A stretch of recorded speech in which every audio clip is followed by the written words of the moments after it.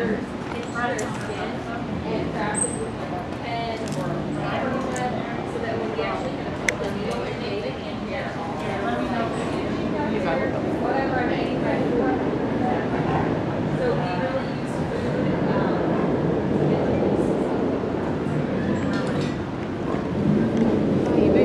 Here she's just a talker. Some tigers talk more than others.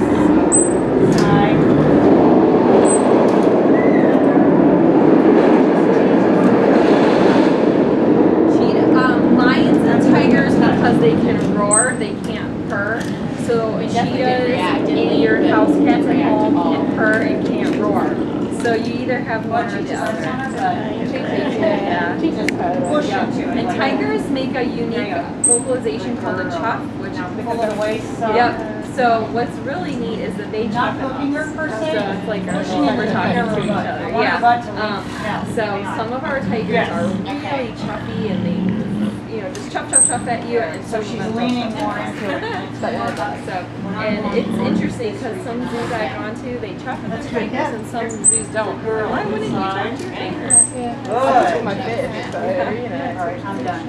Okay, so it just depends on what they want. Yeah, I know, and I wasn't explaining it very well, so. We're really excited to have Girl out of our litter because it's mostly boys that have been born in the last year or two. The last year or two, they've really been focusing on breeding Himalayan tigers in the United States, and a lot of them have been males. So we're excited to have Girl. What are you doing? Why? Where are they going with the food? So come on down here. This is our third cub. I'm sorry, Cinta means love. So we named her that just because she was the girl. This is Rukaya. That means delicate, because he was our smallest of the three, and he had some health issues when he was born, which he has luckily outgrown. So it's interesting because we had to do a lot with him. He had a lot more exams than the other two cubs, and he's actually the sweetest out of the three. So it's interesting. I kind of thought it would be the opposite because we had to mess with him a little more, that he would dislike us more, but he's a sweetheart, so. In the wild, it's very short. It's about 8 to 12 years, and that's because they are solitary and they do all their hunting on their own. But in a zoo facility, it can be 20, 25. The way I think of it is it's like a big dog. If you get 12 years out of them, they've had a nice long life, and anything else is wonderful. And it's the same thing with big cats. We have 3 that are in the back that are 14. They're doing good. They're a little bit slower, but. Do you want to work him? This goes right there to shoot. Okay.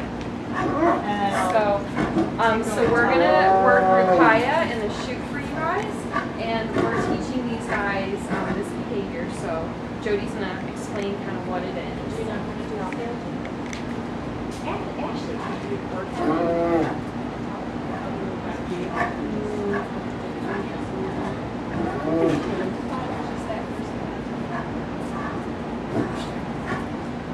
Okay, so what we're going to do is we're going to be working with him in the scale shoot right over here. So you want to watch your head as you come in. Is that the haunted house, is it? Yes, yes. Oh, you got your pumpkin. We're all set. So this is our scale shoot. This is a hallway that goes all the way out to the habitat. So this is how the tigers get from one place to another. We have 13 dens here in the house. You saw the 3 rooms out here, 5 on this side, 5 on that side. So they pass through it nearly every day, unless they're down on the other side of the house and going back out to habitat. So this is our scale, and we do weigh them every 2 weeks. Each tiger needs a very specific amount of food, and we do weigh them every 2 weeks to make sure that they're maintaining. If these guys are growing and need to be growing, we make sure they are. Or if they're an adult and they're maintaining, we do weigh them every 2 weeks to make sure everything looks okay. When she was pregnant, did you feed her a lot more? We were steadily increasing it, preparing for that, and yes, did continue to just about 102 days. Yeah, right around 100 days, a little bit longer than a domestic cat, but it was exciting. Yeah, it was amazing. We was trained on ultrasound. I'm not sure if Erin explained that or not, but out at the area where we had her and her mate, which is where we were breeding, we had her trained on ultrasound. So this is there's chicken in here. Okay. Great. Okay, are you gonna do a follow back out with him? Yeah, I got this right there. Okay, so if you guys just want, you can come on you can take photos, just no flash, please. And I'm gonna have you just, when Erin's gonna go through to have him follow you, just leave it, go to either side. You got it, Jenny? Yeah, I got it. Okay. Ready?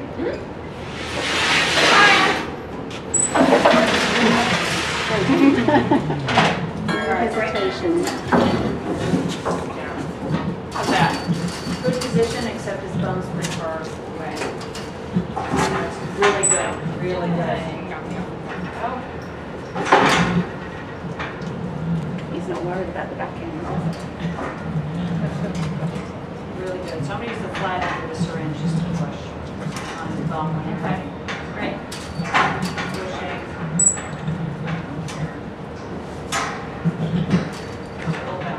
Yeah. So we also train them on injections, so for vaccinations or for a full physical, which is where they'll be fully sedated. We'll give them an injection. They'll go to sleep right here in the chute. We're able to close it Nice off. and calm when he's eating. And we're able, once they're You want me sedated, to they're able pull to the tail down towards so it us stays and that way? Sure. take them on a stretcher up to the animal care center.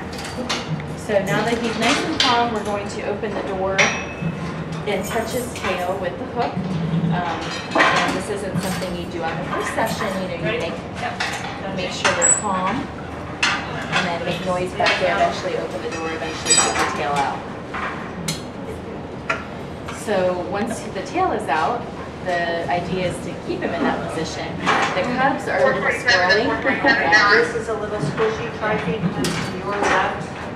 So you can stretch. So Erin's just working on rewarding him for being calm, and Judy's just desensitizing, touching the tail. He's wedged in here pretty well, but I can't imagine it's very comfortable for him. It's a really weird angle. And I these just guys love are, caring. they're kind of in an in-between phase, where they were really little. All right, so I'll have you part either side, Doors closed. just to give Erin a pathway.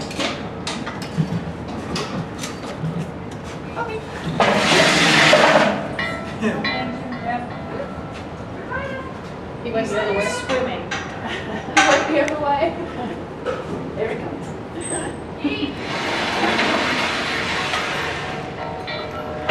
All right, so we're just working on these guys, you know, feeding them for being calm while we hold their tail, and we have been able to successfully get blood on all of our tigers here.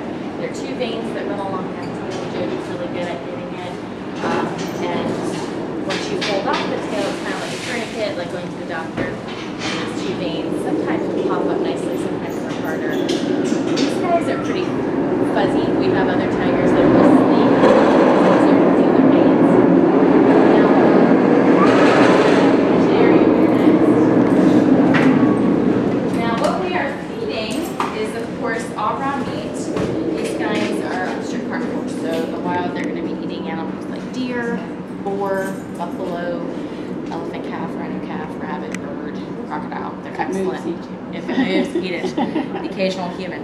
Now, what they get here is horse meat for their main diet, which is a blend of muscle meat and organ meat, ligaments, everything. It has some vitamins and amino acids in it.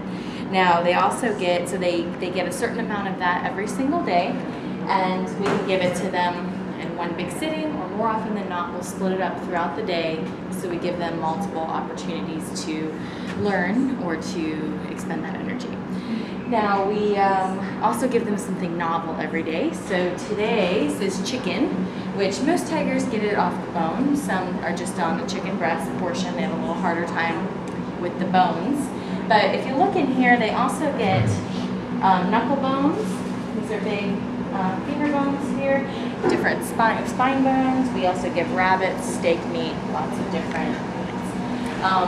And these are their meals. If you look behind you, that communication board is for us to communicate who's been fed. All the initials on the left are our 10 tigers that live here in Changala. And I'm sorry. and the food's in pounds, so those numbers are all poundages of food, and we also have the chicken up there since that's their item for today. And then we just make a plan the day before, make all their meals up, so they're ready to go in the Like having morning. babies, isn't it? Making meals up. Yeah. At least we don't have to come in the middle of the night. Yeah. Okay, guys, so come on this way. We're gonna see I'm Mom. This is Mama, and just be aware of your yellow lines if you could stay behind them, please. So here's Mom of the baby stalking you at this moment. So this is the Zooey, and she came to us from the Henry Dorley Zoo in Nebraska, and we specifically got her to breed. So,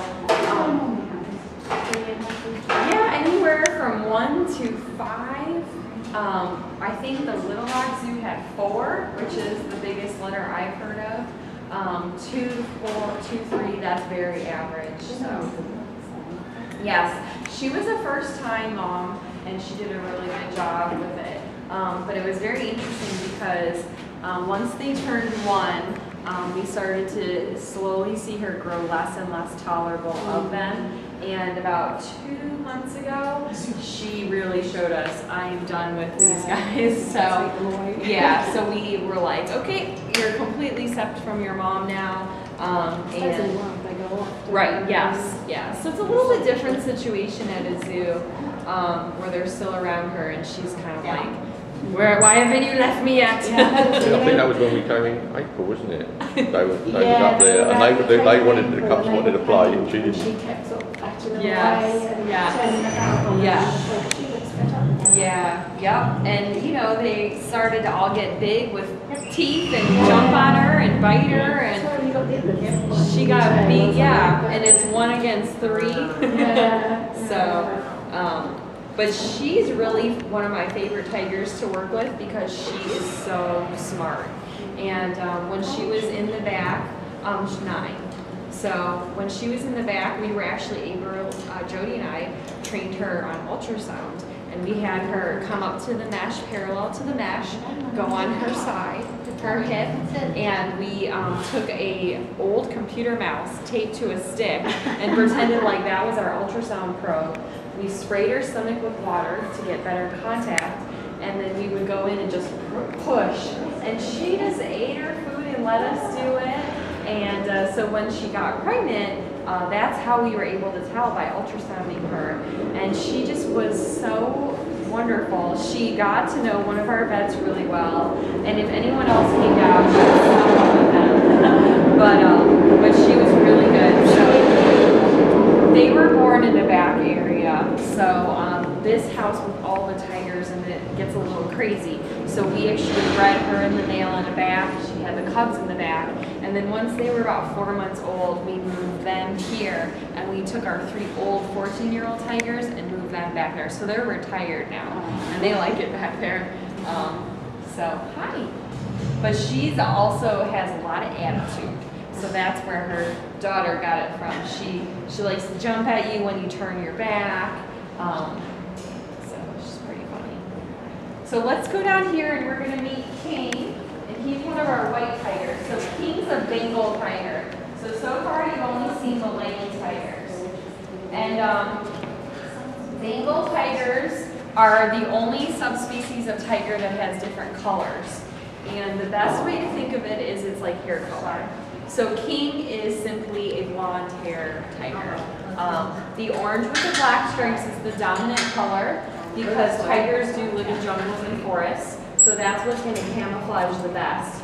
But there are recessive colors that they can come in. So the white, and we have Bala, who's a cinnamon color. So she would be like red hair, this would be like blonde hair, and then the dominant color would be brown or black hair. That's the dominant gene for ours. That's not driven by their environment then? Such It's not by their like environment. snow, for want of a better word. Correct. Siberian tigers, which are now called Amur tigers, are found in Russia, and they do live in snow. And so everybody thinks that the white tiger must be a Siberian tiger that lives in snow, because that makes sense. But unfortunately, all the tigers that are Siberian or Amur are all orange with black stripes. And the white tiger lives in India, Nepal, in the jungle and forest. So they would not survive if they were found in the wild. and that's because of that recessive color. And it's interesting because at nighttime, when tigers are the most active, if you look at the habitats, you can't find the orange tigers at night. They blend in really well, and the white tigers is like, boing, there they are. And if the moon is out, the moonlight reflects off their coat, and you see them right away. So it really is a bad color for camouflage. Yeah. So, but they're unique, and it's a neat color, so a lot of people are interested in it. Now King is one of our biggest tigers, so he's weighing in right now at about 390. He was born in Louisiana with his sister. She's out on habitat right now, and he just turned 8 in September. And he was hand raised, so you can see he's a little bit more relaxed. Yeah. He's not very vocal, and just a chill tiger. Why was he hand raised? So the zoo where they were born, their mom may have not taken care of them, or that was just the decision that zoo made. So it really depends on the zoo. But sometimes, parents don't take care of their animals, so it just depends. So he actually came here when he was a few months old, and we did hand raise him a little while he was here. But then with us is once they get to a certain size, they really are not safe. It doesn't matter if they're hand raised or not. And then we go what's called what are we, Jody? Protected contact. I lost my thought. Protected contact, which means that we never break the barrier between us and them. We never go in with them. We don't put our fingers through the mesh. We use back scratcher to do that. We use kitchen tongs when we're feeding. This is a perfect size. Yeah. He did pretty good though. Not too bad. Yeah. So. He's massive. Yeah, he's very big. His front paw is bigger than your face. So. He's It's not so much, it's all those fingers, isn't it? It's good. Trying to be a snack for him. I don't think that if King were able to get to me that he would intentionally, aggressively hurt me, but he weighs almost 400 pounds and he has full claws and teeth. Yeah. If he bites me or swipes at me, it's going to hurt. Even so a playground. people don't realize that even if they're not being aggressive, they still could probably hurt you really bad just because of their size and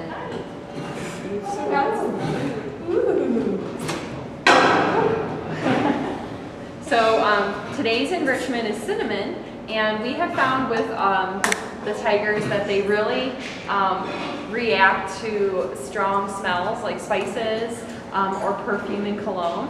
So we're really fortunate here to have a food warehouse, and we go borrow things. So they really react to taco seasoning, chili powder, nutmeg, and they'll roll in it like catnip. And then any kind of stinky perfume or cologne, all types that they will react to. Even the cheap stuff. Even the cheap stuff, like Coco Chanel to Bath and Body Works, it doesn't matter if they react. Got Tiger trying the cinnamon challenge. What's going on? Oh, I'll get back to that cinnamon later. Yeah.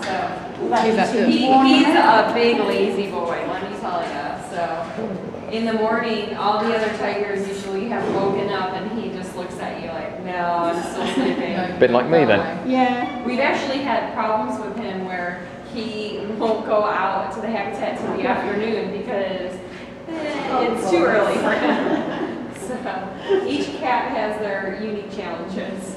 So, but he's a big handsome boy. So I'm sorry. It's very sad. So a lot of times right now there's just a lot of conflict where tigers and humans live. They do live in jungles and forests, and when they tear down the jungles and forests and have farmland and farm animals, the tigers will often kill the farm animals because that's prey for them, and then the people will kill the tigers. So there's a lot of just conflict. There's not enough room on Earth for the animals and all the people.